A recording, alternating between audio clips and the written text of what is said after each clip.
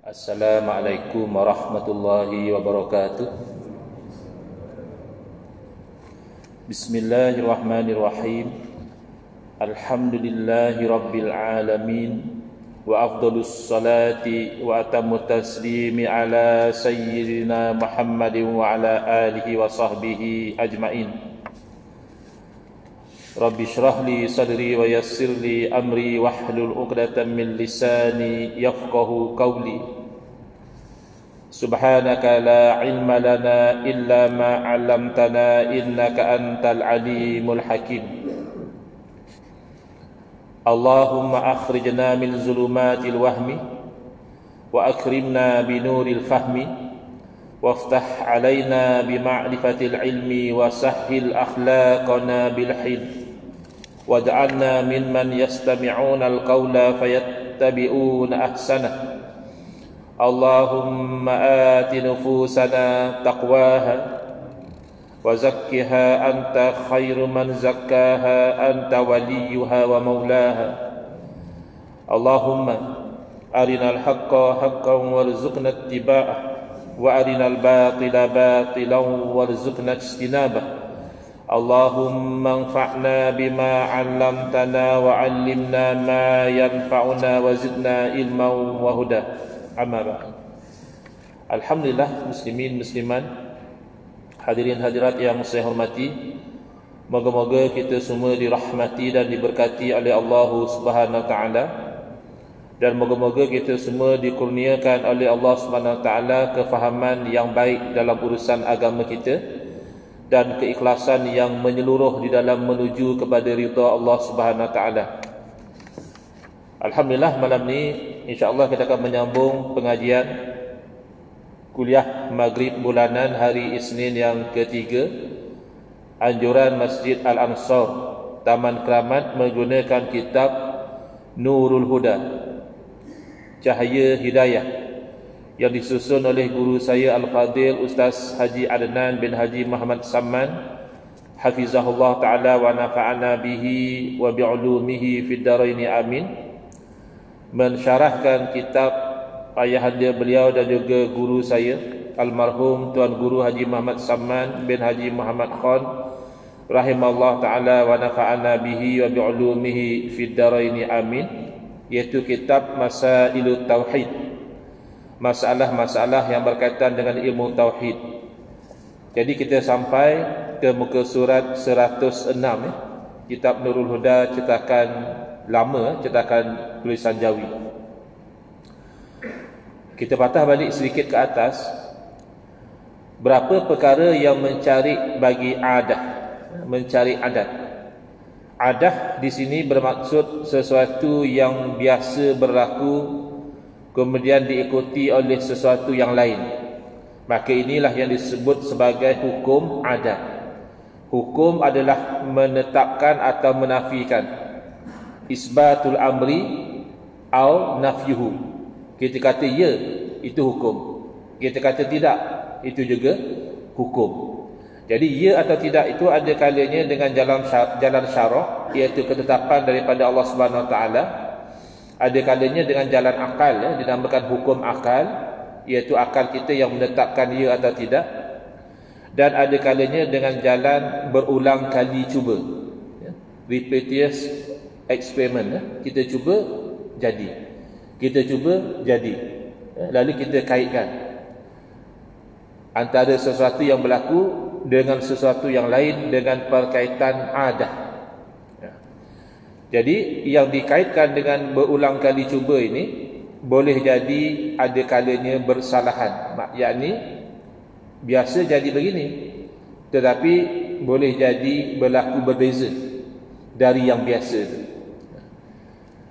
Dikaitkan antara ada dan ada, ataupun ada dan tiada, ataupun dikaitkan tiada dengan ada, ataupun dikaitkan tiada dengan tiada.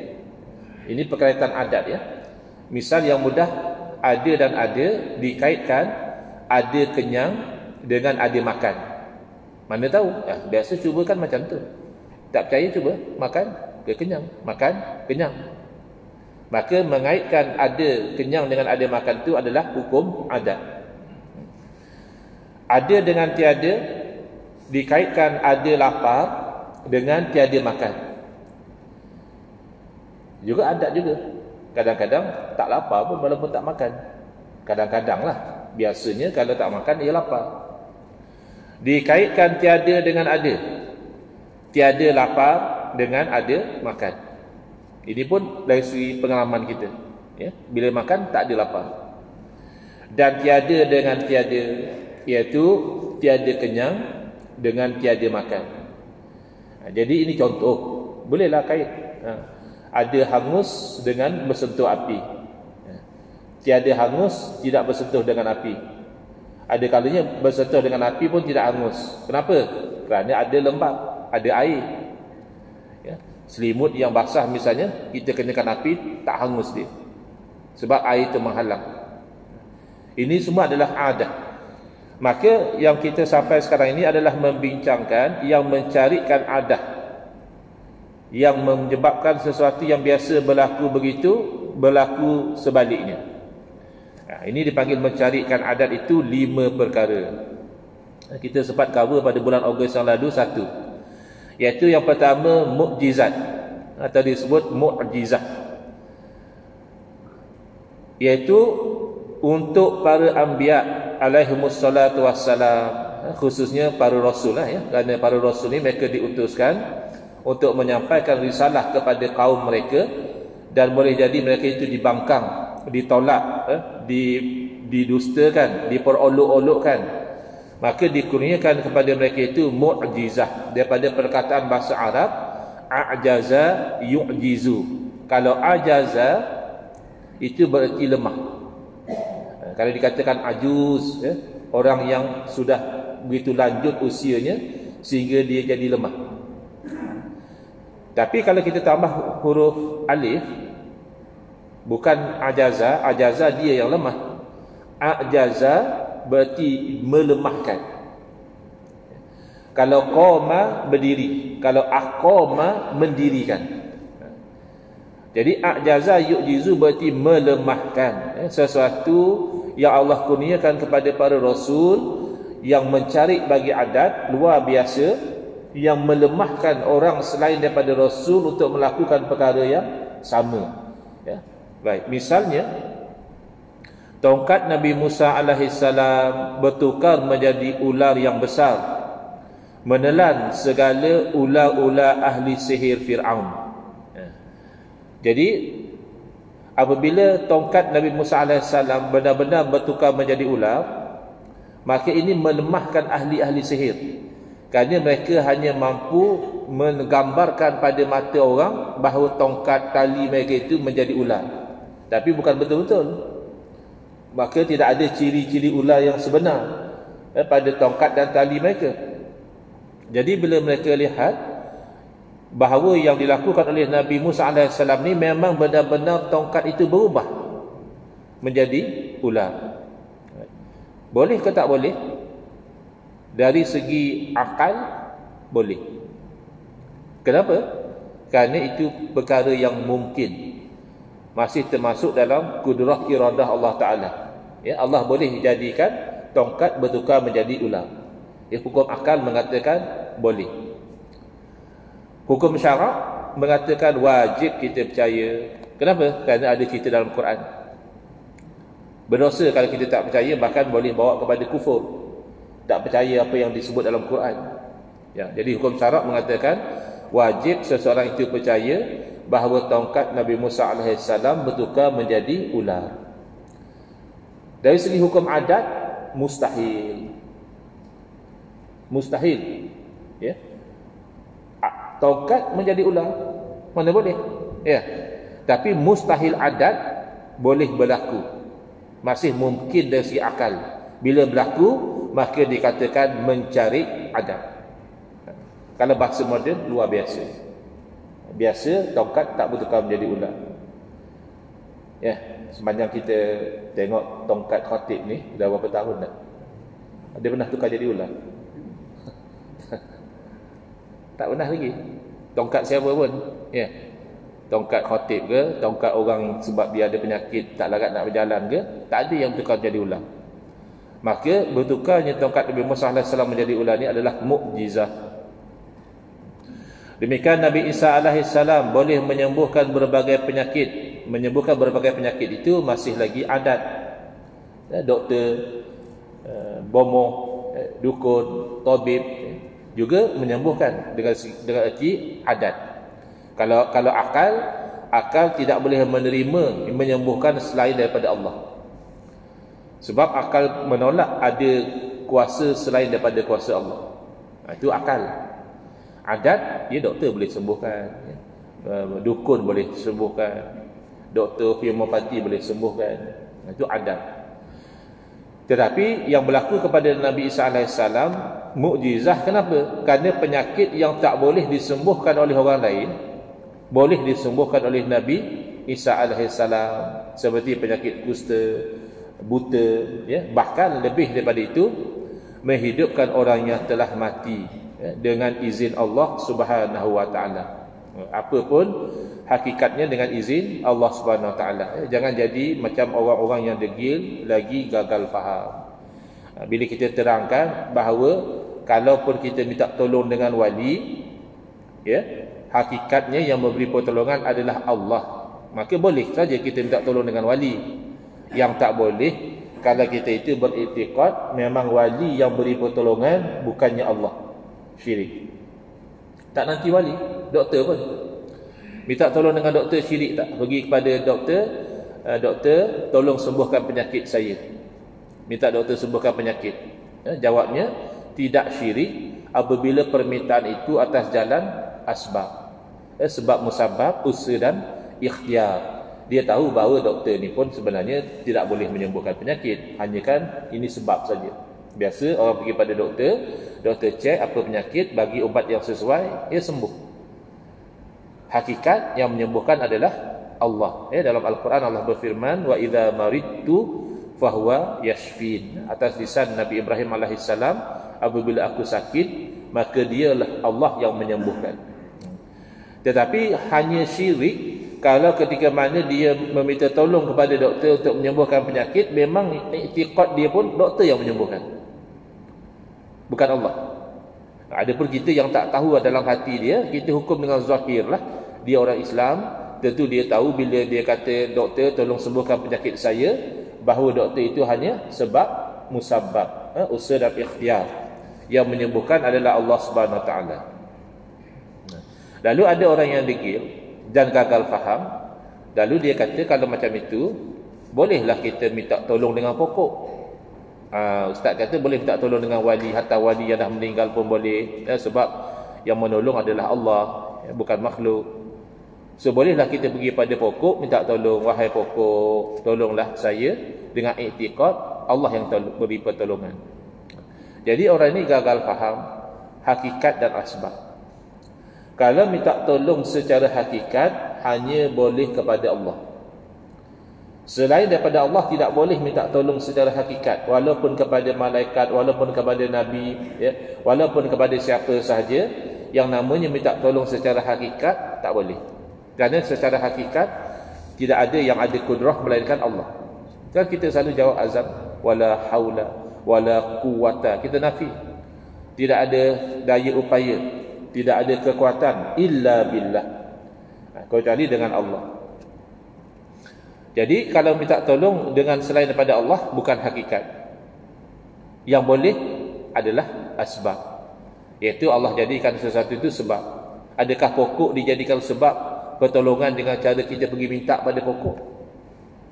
Kan tidak. Maka hakikat pun tidak, asbab pun tidak. Kenapa kamu nak buat?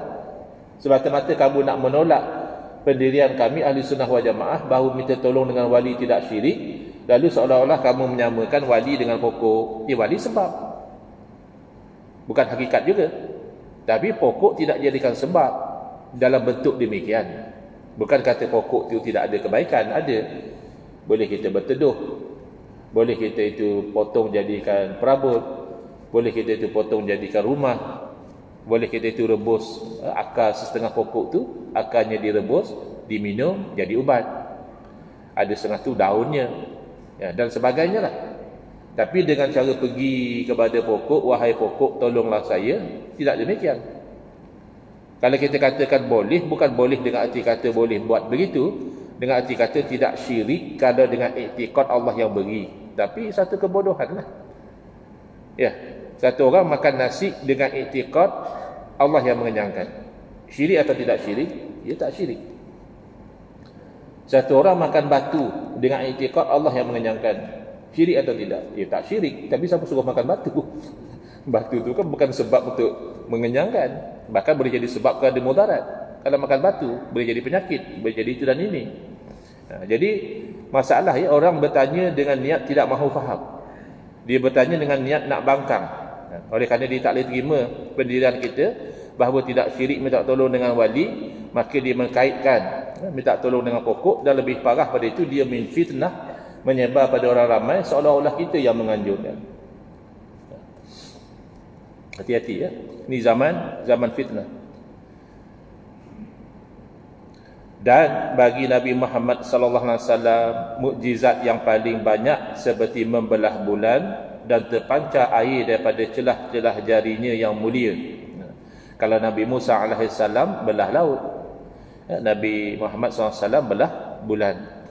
Kalau Nabi Musa alaihi salam diketuk tongkat pada batu, dia keluar air dari batu. Nabi Muhammad SAW keluar air daripada celah-celah jari baginda yang mulia, dan lain-lain lagi. Namun mukjizat baginda yang paling besar ialah Al-Quranul Karim. Kalau mukjizat belah bulan, kita yang hidup di zaman sekarang tak nampak. Mukjizat keluar air daripada celah-celah jari Nabi SAW, ya, kita tidak berada pada zaman itu. Tapi kalau mukjizat Al-Quran, bagi orang yang mahu membaca dan memahami dan mengambil iktibar, maka itu orang kafir pun boleh masuk Islam dengan sebab apa yang ada dalam Al-Quran. Dan orang Islam boleh bertambah iman, boleh bertambah kesolehannya dengan dia itu tadabbur, memahami dan mengambil iktibar dengan isi kandungan Al-Quran. Baik, selesai ya mukjizat. Yang kedua adalah irhas. Irhas adalah untuk bakal Nabi. Orang yang akan dilantik menjadi Nabi dan Rasul belum lagi, tapi sudah berlaku perkara-perkara yang luar dari adat kepada mereka. Adakah dipanggil mukjizat? Ya, istilahnya dipanggil irhas. Ya. Baik, misalnya terpancar air Zam-Zam yang kita kenali sekarang daripada bumi. Bumi itu bumi yang kering kontang. Ialah bumi yang kering kontang pun kalau kita gali dalam boleh jadi juga jumpa air bertakung bawah situ. Tapi setakat kaki baby yang hentak-hentak tiba-tiba keluar air, itu luar biasa. Itu namanya irhas. Kerana ketika itu Nabi Ismail alaihissalam belum lagi dilantik menjadi seorang rasul ya. Jadi hentakan tumit boleh keluar air itu luar daripada kebiasaan. Itu dipanggil irhas. Awan memayungi Nabi Muhammad sallallahu alaihi wasallam di dalam perjalanan baginda ke Syam ya, sebelum baginda diangkat menjadi rasul. Itu juga dipanggil irhas. Yang ketiga adalah karamah. Itu dikurniakan untuk aulia, para wali. Apa beza wali dengan aulia? Wali istilah satu ya, mufrad, singular. Aulia plural, jamak, ramai. Jadi karamah untuk para aulia, misalnya datang berbagai buah-buahan kepada Sayyidatina Maryam alaihissalam semasa beliau beribadah di Masjidil Aqsa. Sepatutnya tak ada buah musim, betul bukan musim dia. Tapi Sayyidatina Maryam walaupun duduk beribadah di mihrab, tapi bila Nabi Zakaria datang tengok ada buah-buahan yang sepatutnya tidak ada pada masa itu. Adakah itu mukjizat? Bukan. Ini adalah karamah. Dan kisah Juraij dengan anak kecil yang boleh berkata-kata, baby lagi sudah boleh bercakap. Demikian perintah daripada Sayyidina Umar radhiyallahu anhu yang boleh dan dapat didengari oleh ketua pengakap tenteranya ya. Bukan pengakap macam zaman kita. Ini pengakap tentera perisik di perbatasan Syria dan Rom, atau di perbatasan antara Iraq dan Parsi. Biasa kita ni bercakap, hanya suara kita boleh didengar oleh orang yang dekat. Sekarang sudah jadi biasa, boleh didengar oleh orang yang jauh. Tapi pakai teknologi lah. Dengan telefon dan sebagainya, kan orang luar negara pun boleh dengar suara kita. Tapi itu bukan mukjizat, itu bukan karamah. Itu hanya satu perkara berkaitan antara sebab dan musabab. Dah jadi biasa. Kita tak perlu jadi wali pun. Beli handphone, boleh bercakap, orang boleh dengar suara kita dari jauh. Tapi berbeza dengan Sayyidina Umar radhiyallahu anhu, arahan Sayyidina Umar untuk tentera itu pergi ke bukit didengari dari jarak yang jauh. Ini karamah. Dan ini juga penting untuk kita ingat, ada orang dia kata tak mungkinlah berlaku macam itu. Pada Nabi pun tak berlaku, takkan dia lebih mulia pada Nabi sallallahu alaihi wasallam. Kita kena ingat, berlakunya satu perkara yang mencari adah kepada seseorang dan tidak berlaku perkara yang sama kepada orang yang lain, itu bukan tanda orang itu lebih mulia. Jangan keliru. Jangan ingat, oh ini tak pernah berlaku pada Nabi, takkan boleh berlaku pada Syekh Abdul Qadir Jalani. Takkan Syekh Abdul Qadir Jalani lebih mulia pada Nabi? Tidak. Berlakunya satu perkara yang mencari adat, tidak berlakunya pada Nabi SAW, tidak menunjukkan orang itu lebih mulia. Macam Sayyidina Umar radhiyallahu anhu, jelas walaupun Sayyidina Umar mulia, tidak akan mengatasi kemuliaan Nabi. Tapi tidak berlaku benda ini pada Nabi SAW. Tidak berlaku Nabi SAW memberi arahan dari jauh dan tentera dengar, tidak. Tapi berlaku pada Sayyidina Umar. Bahkan semata-mata mencari adat pun belum menentukan benda itu mulia. Kalau berlaku perkara yang luar biasa itu di tangan orang-orang fasik, di tangan orang-orang kafir, maka itu bukan karamah. Bahkan ada kalanya tidak berlaku kepada orang-orang soleh. Ada satu orang yang soleh, yang ahli tasawuf, ditanya oleh murid dia, "Tuan Guru, maaflah ya, saya sepanjang mengaji dengan Tuan Guru, bersubah dengan Tuan Guru, tak pernah pun saya lihat berlaku satu karamah." Maksud beliau satu perkara yang pelik lah. Jadi guru dia tanyalah, "Sepanjang kamu bersuhbah mengaji dengan saya, kamu nampak saya macam mana? Ada sembahyang 5 waktu?" Ada saya pernah tinggal puasa? Tak pernah. Ada saya pernah buat benda-benda yang Allah larang? Dia tak ada. Itulah karamah. Istiqamah di atas perintah Allah itulah sebenar-benar karamah. Jangan sangka karamah itu mesti satu perkara yang luar adat. Ini hanya istilah saja. Boleh berlaku karamah dalam bentuk sihir. Boleh berlaku satu khariq lil adah dalam bentuk sihir. Boleh berlaku satu perkara luar biasa dalam bentuk istidraj. Allah nak bagi lajak kita dalam kesesatan. Jadi karamah asalnya adalah kemuliaan pada istiqamah. Al-istiqamatu ainul karamah. Istiqamah di atas ketaatan itulah sebenar-benar karamah.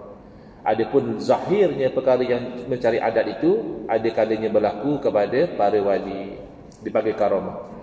Yang keempat, ma'unah. Ini untuk orang yang soleh tetapi tidaklah sampai ke makam aulia lagi. Kadang-kadangnya berlaku perkara yang luar biasa sebagai satu bentuk pertolongan daripada Allah Subhanahu Wa Taala. Misalnya lah ya, orang guru yang soleh nak ditembak oleh musuh, tak meletup pula dia punya pistol misalnya. Jadi luar biasalah, biasanya kalau pistol dia tembak meletup. Itu dalam bentuk ma'unah. Misalnya guru-guru agama yang wara' dapat menyembuhkan berbagai penyakit hanya dengan membaca beberapa ayat Al-Quran. Ini berlaku juga kepada sahabat Nabi yang membaca suratul Fatihah untuk merawat satu orang ketua kabilah yang disengat kali jengking. Kita kadang-kadang kita baca ayat Quran juga tapi tidak mustajab. Kita tiup-tiup juga tapi tak sembuh. Tapi ada orang-orang yang soleh, Allah kurniakan kepada mereka ma'unah, pertolongan. Bila mereka doa atau baca ayat Quran, dengan izin Allah sembuh penyakit.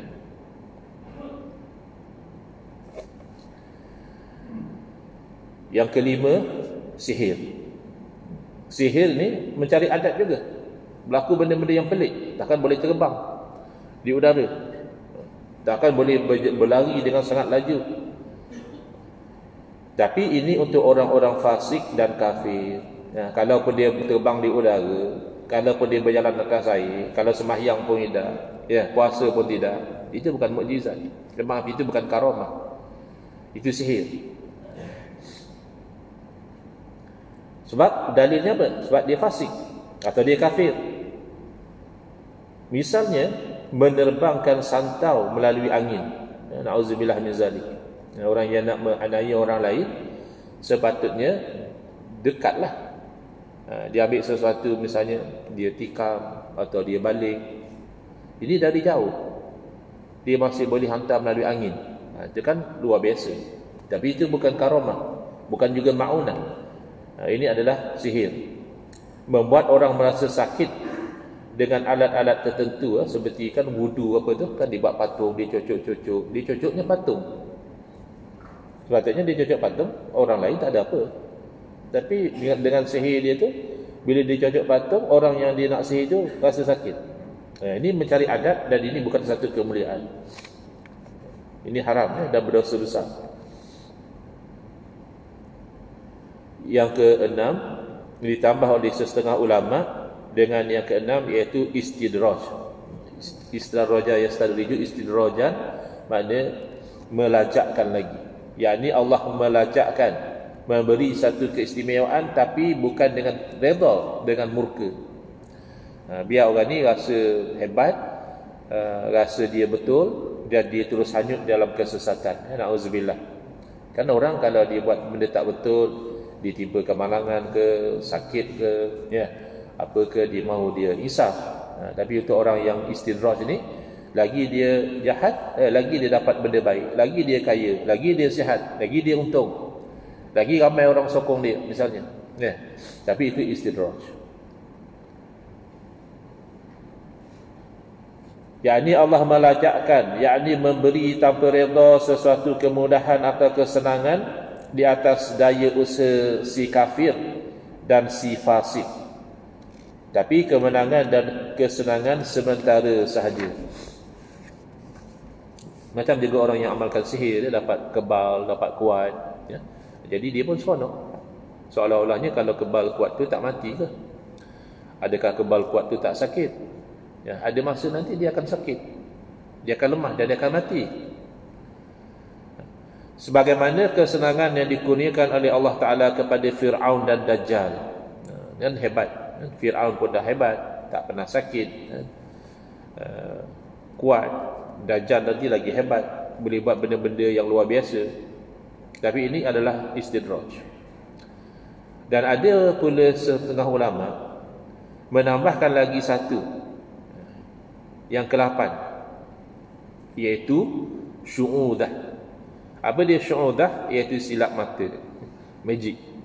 Dia kadang tak ada apa yang pelik pun, tapi dia pandai, dia persediakan alat-alat dia tu, ataupun dia sediakan bahan-bahan yang tersorok yang orang tak nampak.